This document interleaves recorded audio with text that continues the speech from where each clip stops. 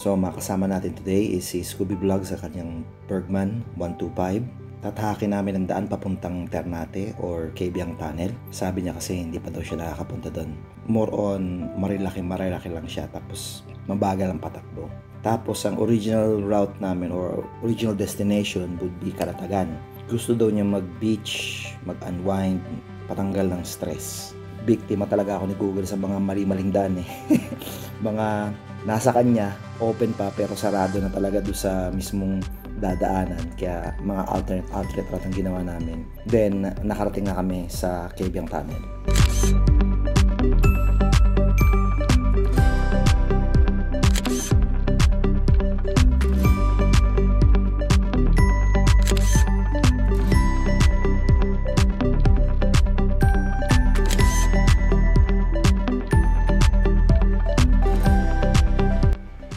Brief introduction, matagal ko nakasama si Arnie, pero hindi lagi.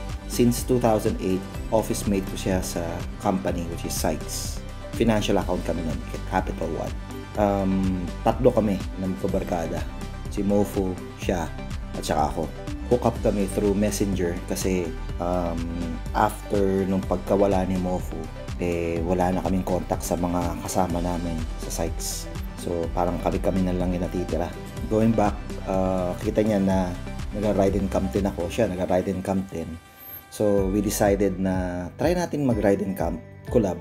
Tapos tinanong ko na sa kanya kung ano yung mga lugar na hindi pa niya napupuntahan, ano yung pinakamalayang lugar niya. Yung mga standard na tinatanong ko sa magiging riding buddy ko, kung ginigauge ko kung kaya ba nila yung mala endurance, kung kaya ba nila yung walang tulugan, walang kainan, parang ganun. By the way, sensya nga pala, napaka-backlog na itong video na to. 1 year in the making.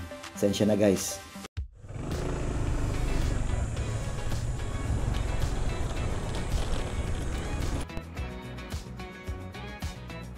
Ito talaga adventure, brother. Ano to do not follow me. ADV ako, Brad. Do not follow me. You have to find out where the nearest yung hindi ka sasabit.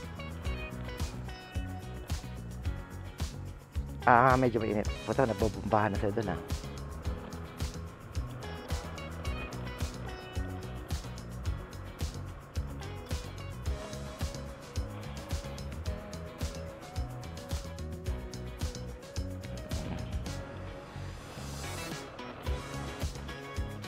lang to, bira lang.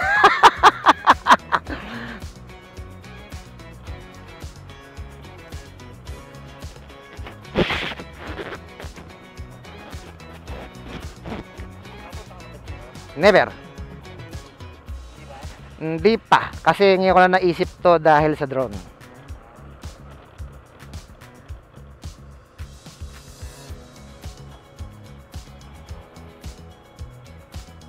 Ngayon ko palang pinasok to.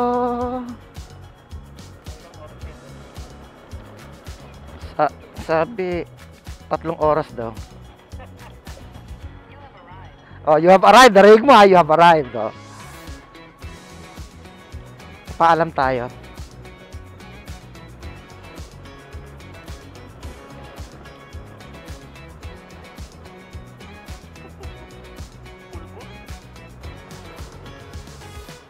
Afternoon po.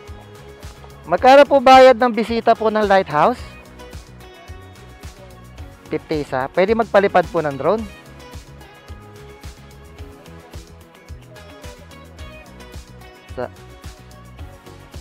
Labas lang. Okay lang po kahit labas.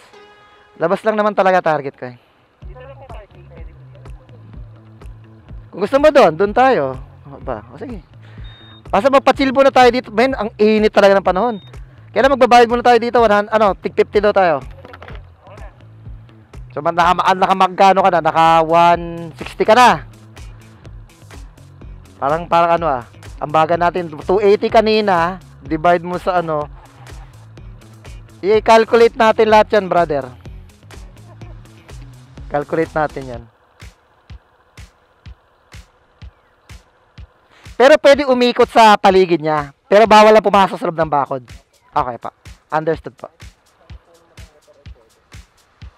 Kahit saan na party naman.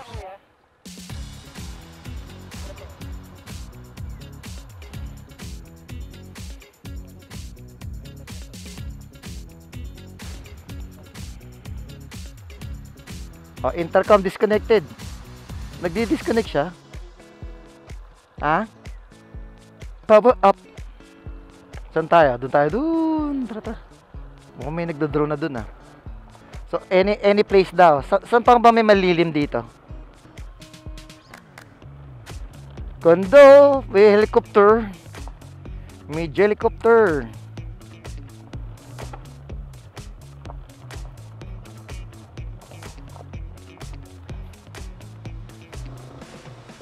Saan pa ba meron? Ay puta, pare, lamig! Dito tayo. Bawal dito, ano lang to, parang day tour lang dito. Park mo na maayos, brother. Oh, video ka na, brad.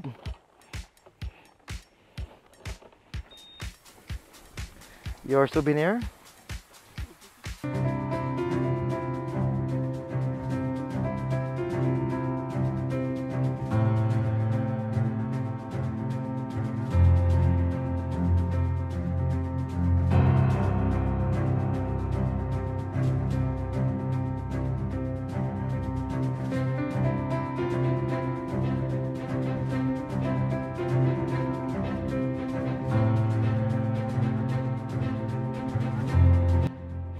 So bago pumunta ng destination, minabuti ko na magstay kami sa Cape Santiago Lighthouse kasi tinatansya ko pa yung riding body kung kaya ba niya na straight o hindi. So mabuti na yung meron kaming short break every now and then. Kasi yung takbuhan lang namin mga 60 top speed na yun. First time ko lang nag-stop over dito at napakaganda ng tanawin. Hindi ko akalain na sa tagal ko ng panahon na nagkakalatagan, now ko lang napuntahan to lugar na to at napakaganda ng tanawin. Tapos constant pa hangin. First time ko din makakasama si Scooby Vlog sa riding camp. So kinakapa ko pa kung paano ang approach ko sa tropa natin regarding sa pag-riding camp at sa riding style. Now going back, Cape Santiago Lighthouse was built in 1890 during the Spanish colonial era at it serves as a maritime vital marine guide for ships and vehicles island passage. Isa to sa mga pinakamatatandang functional houses sa Pilipinas. Marami rin pumupunta rito, mga lokal at mga taong hindi taga-Kalatagan na bumibisita dito para sa kagandahan at mga tanawin. Kung gusto niyo bisitahin ang lighthouse dito sa Kalatagan, i-tap nyo lang sa Google at makikita mo siya. Search mo na sa Google Maps, makikita mo siya. I recommend visiting this place before going to your destination map, Edna's Beach, Manuel Uy, or Stilts or whatnot.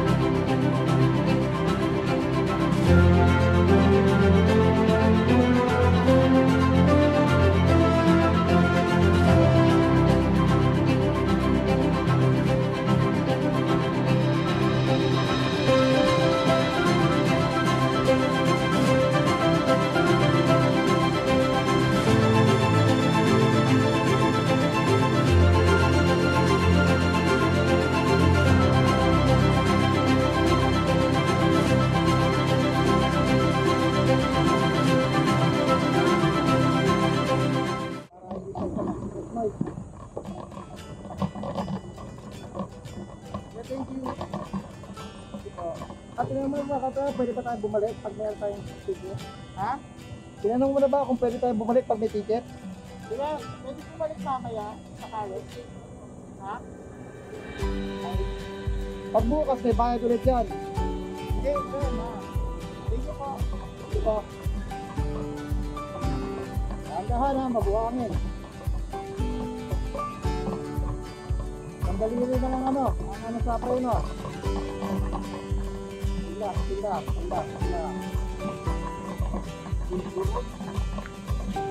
Hindi. Hindi ko lang.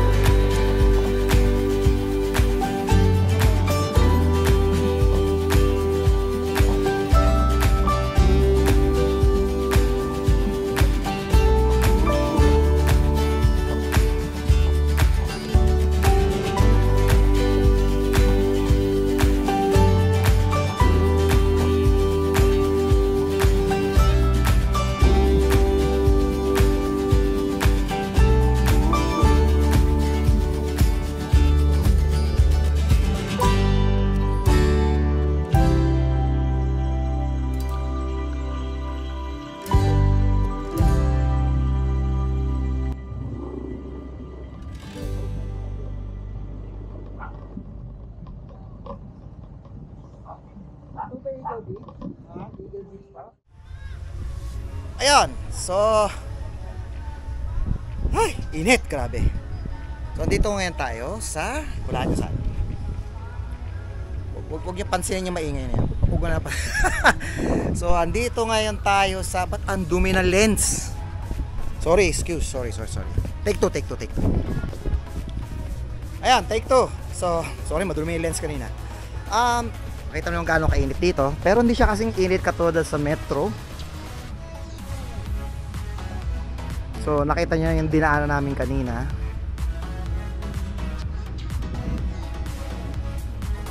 Nahulaan niyo nasaan kami? Siguro naman nahulaan niyo na kasi yung mga post ko. Andito kami ngayon sa Calatagan. So ang kasama ko ngayon si Kobe Vlogs.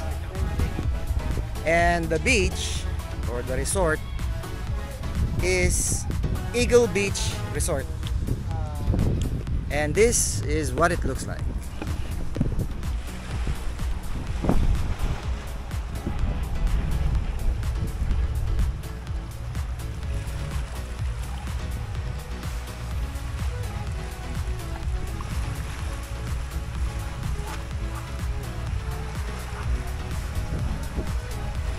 Yan.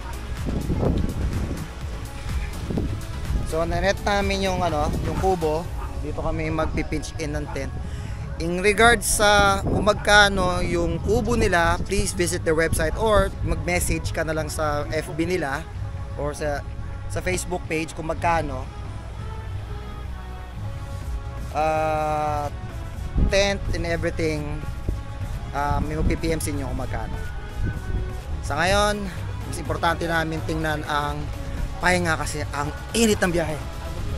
Pero awa ng Diyos, yung ating tropa pips, masaya sa ating Kalatagan adventure. Anyways, pahinga muna kami. Baka unload ng gamit and then let's take it from there. Later.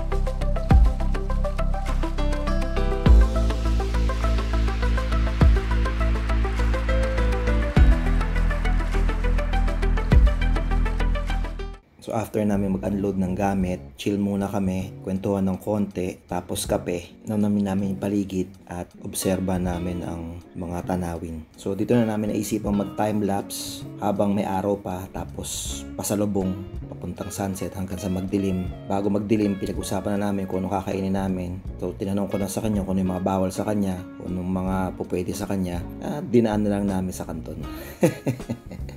Gusto ko sana mag-rice kasi syempre, alam mo ako, rice person ako. Kasama pala natin hindi nag-rice, so tsaga muna tayo sa kanton. Dito na rin namin napapansin na may mga tao na pag pupunta ng mga ganitong lugar, mas ginusto pa nilang mag-ingay. Well, yun ang way nila para magtanggal ng stress. Pero sa amin mga campers, na mas masarap namnamin yung katahimikan kasi hindi mo yan makikita sa syudad. Hindi mo yung maranasan. Well, sabi nga nila, kanya-kanyang way ng pag-enjoy pag nandun ka sa destination mo. Pero mas tingin ko, mas may enjoy mo kung na-enjoy Mother Nature, peaceful, quiet, and surreal. Diba?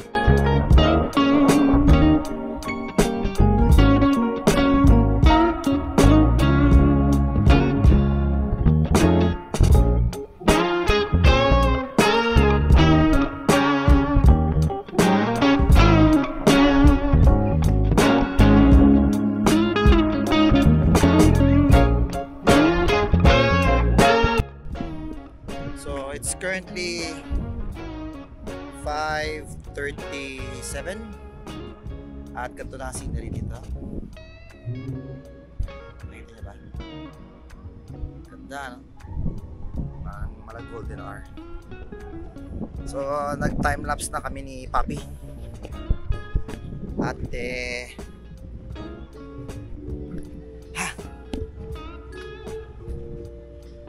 kalimutan kong tanongin kung may quiet hour sila dito. Pero ang ganda, oh. Magkano kaganda yan?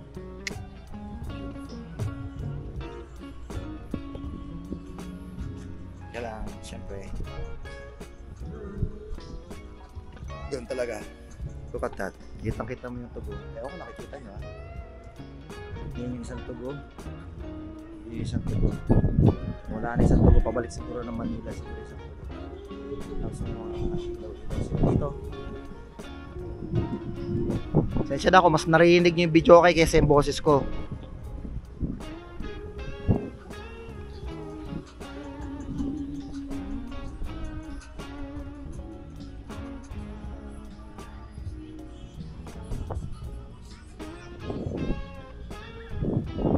H2 zone, guys. H2 zone.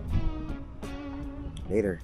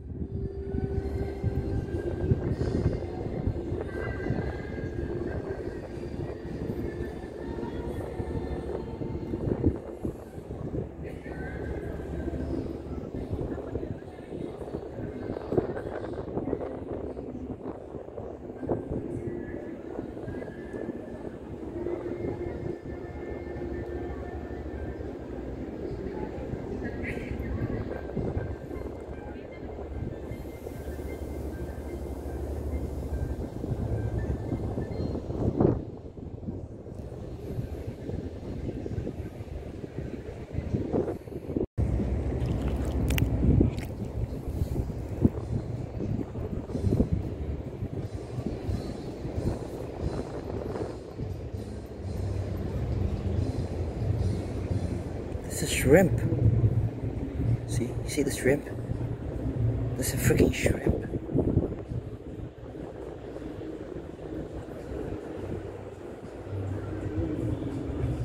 See?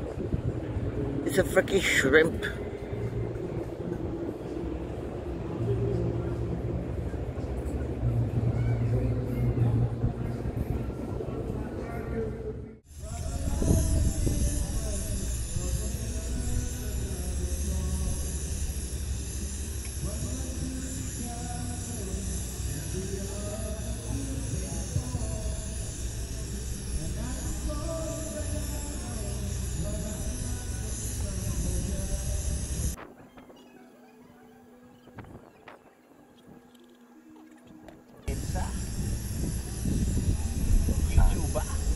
Spakola.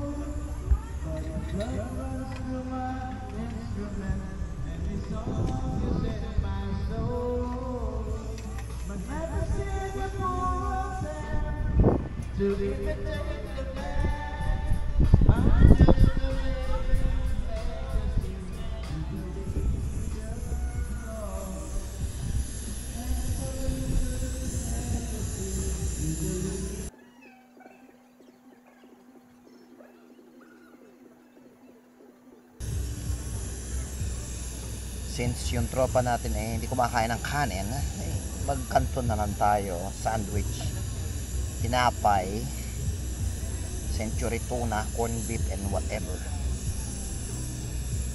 No rice camping.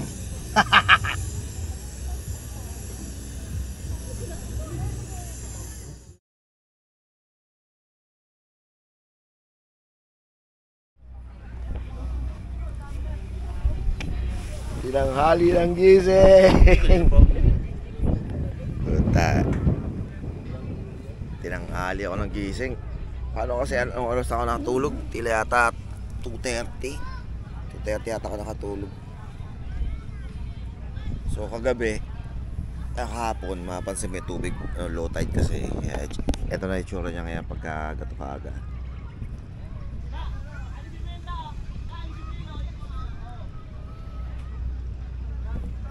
Tataas pa ng konti yan mamaya. Ano man ako? Timpla muna akong kape. Gurugoy pa utak ko eh.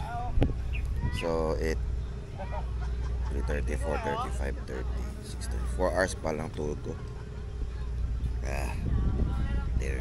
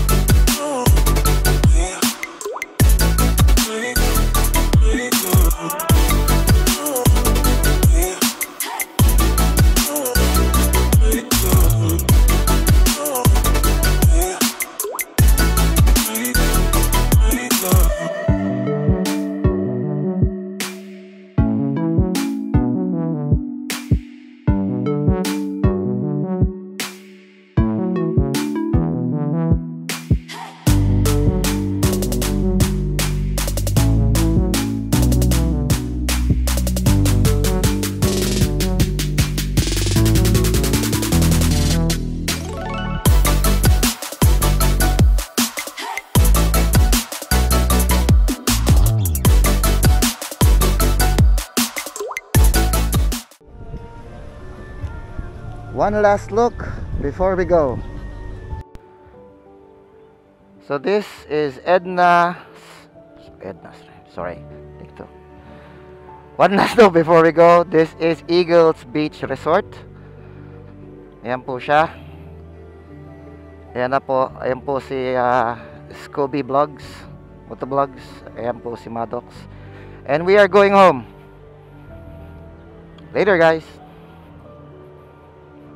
At dyan na nagtatapos ang ating video. Sensya kung ngayon ko lang natapos to. Nahiya ako kay Scooby Vlogs na i-post to or i-share to kasi maingay yung paligid. Hindi maganda yung naging experience, pero alaala na rin ng pagbisita at samahan namin sa munting lugar na to at sa napakaikling panahon. Kung nasa ka man Lods, RS, take care of your health and see you next time. Salamat din po sa panonood at sa pagsama sa aming ride. Later.